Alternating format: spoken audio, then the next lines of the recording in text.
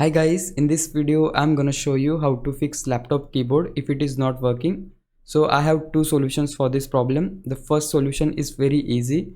So for that, just click on your Windows icon and go to settings, and here we need to click on accessibility. Right here we need to select keyboard. Here you can see, just select it and make sure this on-screen keyboard option should be checked so that you can use on-screen keyboard instead to solve the problem. Now I'll just close this, and to fix the problem, the first thing we need to do, just go to search bar, and here we need to type registry editor. Here you can see, you will just see a registry editor. After typing some words, we need to open it. Then here you will see Windows security pop-up, so there we just need to click on yes.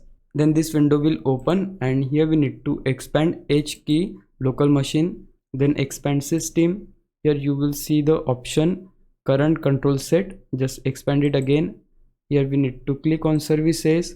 Now here we need to scroll and look for the folder i8042. so here you can see, just select the folder. Now here in start we need to hit right click on modify, and this value data we need to change to 1. Just type 1 and just click on OK.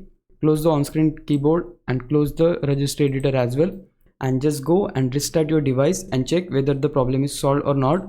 If the problem persists, you can try the second way, and the second way is also easy as well. So just click on your start button, go to settings, click on accessibility, and now we are again going to click on keyboard here, and make sure that this sticky keys and filter keys, both of these options should be off. And now you can go and try if the keyboard is working or not. And yeah, that's it for this video. Now if you think I was a big help, can you please subscribe my YouTube channel?